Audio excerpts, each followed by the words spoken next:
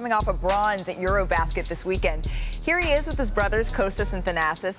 I love this. It's all about family, donning their FIBA medals together. Can you imagine? And in an NBA culture, and even on the show, sometimes we can be guilty of maybe valuing championships, I think, above everything else. But take a listen to how meaningful a third-place finish was to Giannis on the world stage.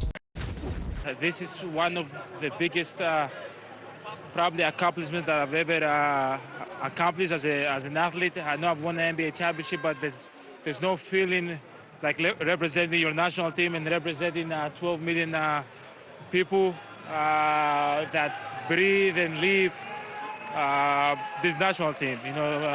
So this is probably the greatest accomplishment I've accomplished so far in my life. Brian Windhorst covers international hoops for us and joins us for this conversation. But, Pau, you played on this stage, and so I'm going to start with you here.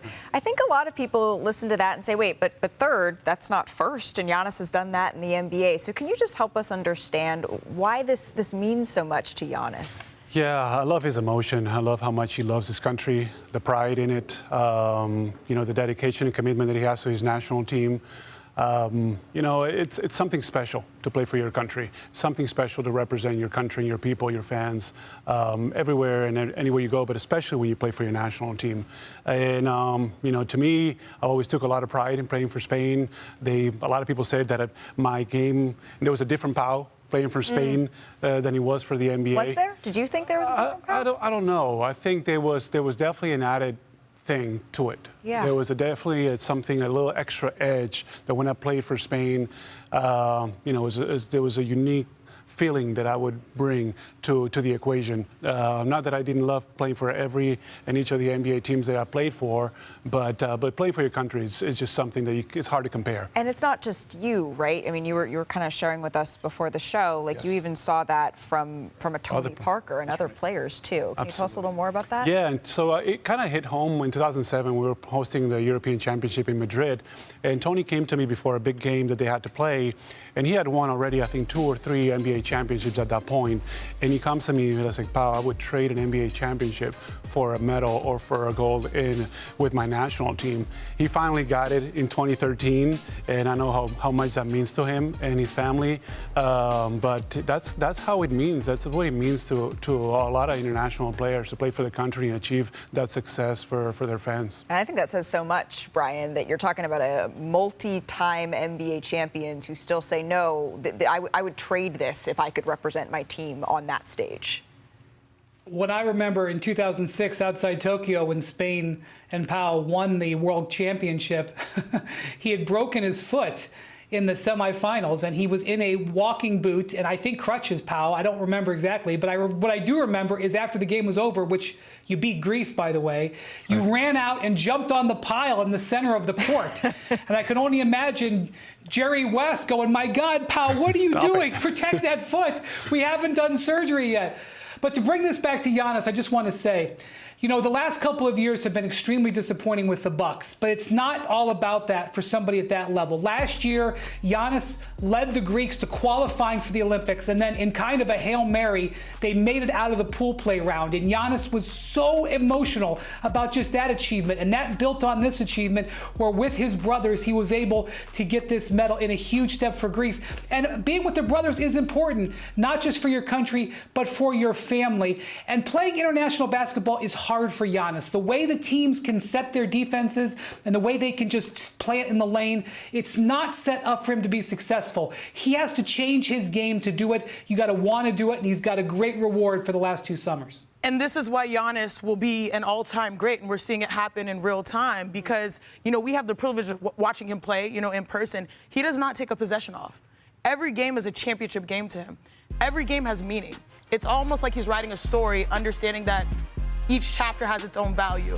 And I think as professionals, we go in, when we're young, we say we want to be an all-star, we want to be an MVP. But soon you find out that nothing matters unless you win. Your goal is to win a championship professionally, NBA, WNBA, and your goal is to win an Olympic gold. And we understand that there are steps to getting there, but you value each step. And I think Giannis has done that on top of being someone that really cares about his heritage. You see it in his name, Giannis Antetokounmpo. But then also doing it alongside your siblings is just different. You and I can relate to that. That's right. You know what I mean? Doing it alongside your brothers as a family moment, knowing what that has meant, the full circle nature, and being on the mountaintop, knowing that the medal is not guaranteed, nothing gets better. No. What's the TV equivalent that Kendra and I can strive for?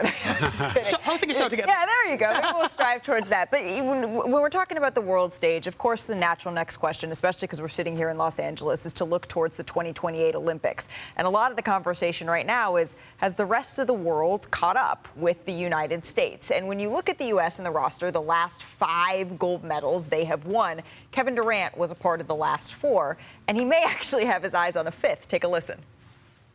I always advise young players they get a chance to play for their country, go do it. It's just an incredible experience. Okay, so I assume you want to play in 28?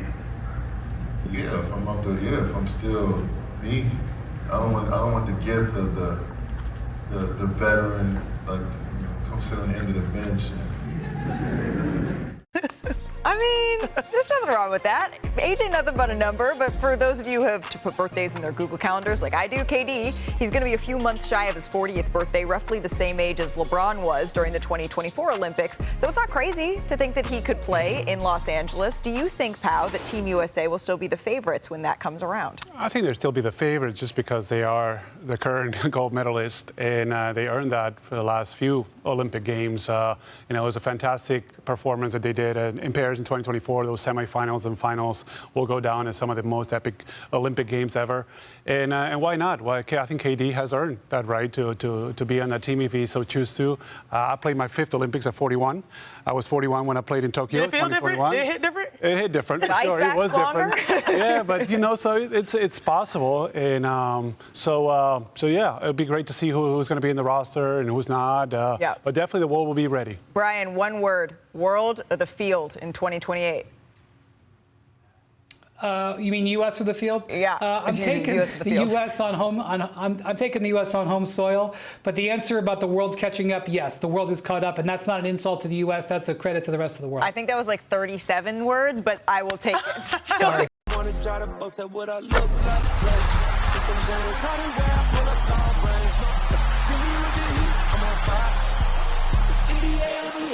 fire.